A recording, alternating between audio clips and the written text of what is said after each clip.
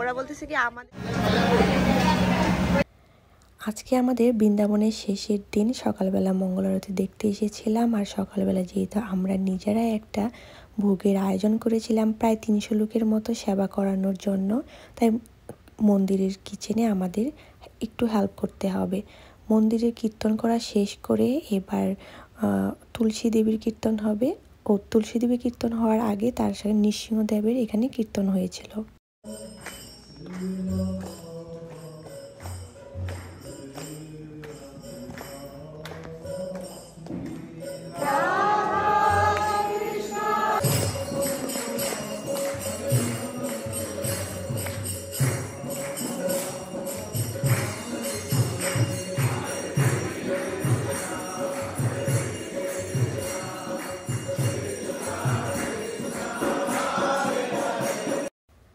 New ইয়র্কের মন্দিরগুলোতে কীর্তন হয়, তবে এখানকার কীর্তনগুলো জানি একটু ডিফারেন্ট।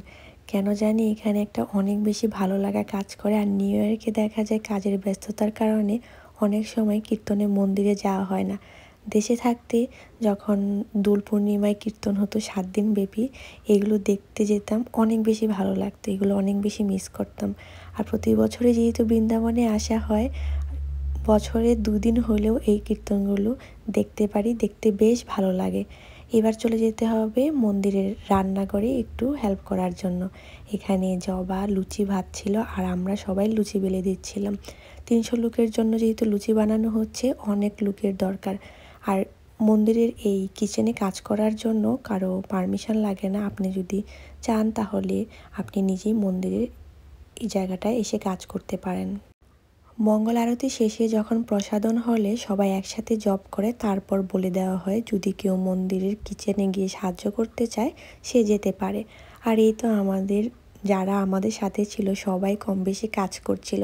এখানে প্রায় 12টা তরমুজ কাটা হয়েছে আর এদিকে আমরা আলু কাটছিলাম।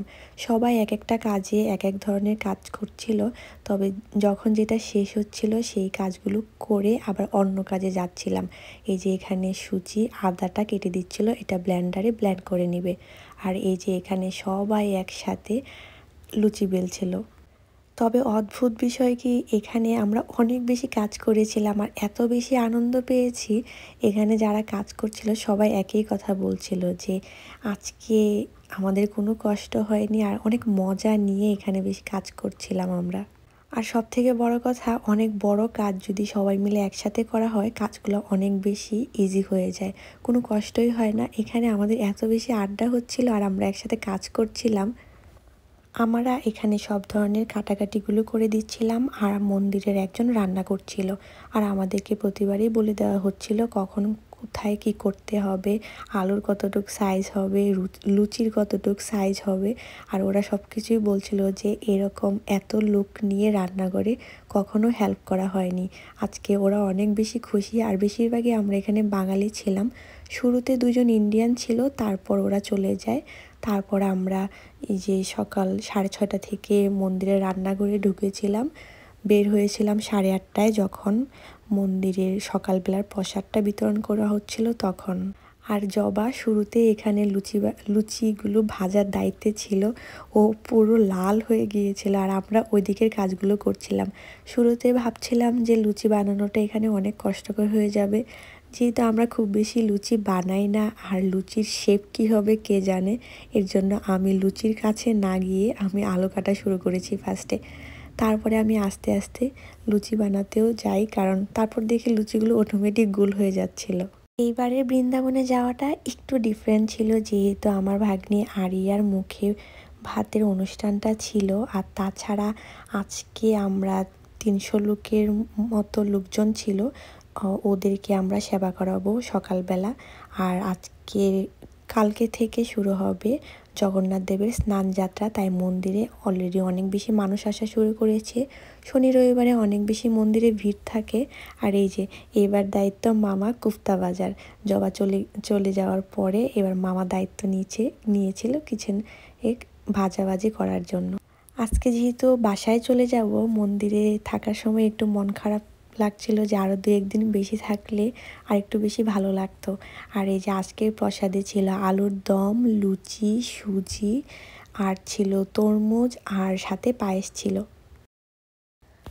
এখন মন্দিরের প্রসাদ খেয়ে যাচ্ছি নৃসিংহদেবের পূজায়। আর্কের নামে এখানে একটা পূজা দেওয়া হয়েছিল। এটা মন্দিরের বড় প্রভু আসছে, সে আর্কের নামে আজকে পূজা দিবে। ओम श्री नृसिंहाय नमः ओम महासिंहाय नमः ओम दिव्यसिंहाय नमः ओम महाबलाय नमः उपेन्द्राय नमः अग्निलोचनाय नमः रौद्राय नमः शौर्ये नमः महावीराय नमः ओम सुविक्रम पराक्रमाय नमः मरिको। উনি এত সুন্দর করে মন্ত্রগুলো বলছিল আর এত সুন্দর লাগছিল, আর মন্দিরে সবাই একদম মন দিয়ে শুনছিল।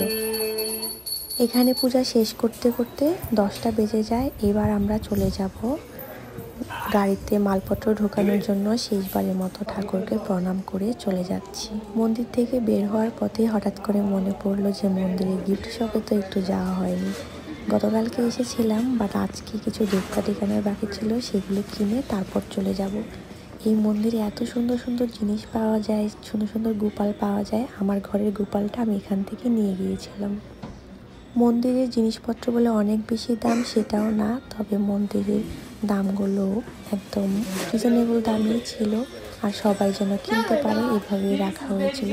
আর এত সুন্দর সুন্দর জিনিস অন্যান্য মন্দিরেও পাওয়া যায় না, শুধুমাত্র বৃন্দাবনেই পাওয়া যায়। যাই হোক, এবার এখান থেকে চলে যাচ্ছি গাড়ি গুছানোর জন্য।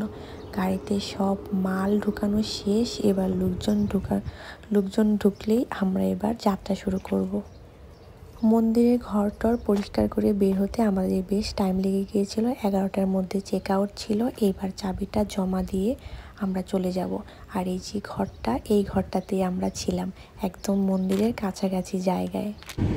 এখন 11:30টার মতো বাজে। এইবার আমাদের যাত্রা শুরু হবে বাসার উদ্দেশ্যে। 8 ঘন্টা জার্নিতে যাওয়ার সময় যেভাবে 2টা স্টপ করেছিলাম, আসার সময় সেমভাবে স্টপ করেছি। এই যে এখন আমরা একটা পার্কে থেমেছি, আর বাচ্চারা বাচ্চাদের মতো খেলাধুলা করছে, বড়রা এক জায়গায় বসে হালকা পাতলা খাওয়া দাওয়া করছে। খাওয়া দাওয়ার পরে ছিল ঝালমুড়ির একটা অপশান। এই যে মামা আর ভাই দুজনে মিলে মুড়ি মাখাচ্ছিল। কোনো একটা জার্নি অনেক বেশি লোকজন নিয়ে করলে সেটার মজাটাই অন্যরকম হয়।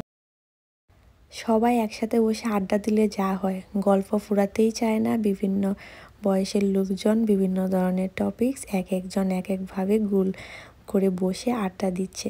এখানকার আড্ডা দেওয়া শেষ করে রওনা দিয়ে দিই বাসায় যাওয়ার জন্য। এখন প্রায় 9:30টার মতো বাজতে চললো, সন্ধ্যা হয়েও যাচ্ছে।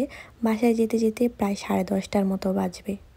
আজকের ব্লগটা এখানেই শেষ করছি। দেখা হবে অন্য একটা ব্লগে।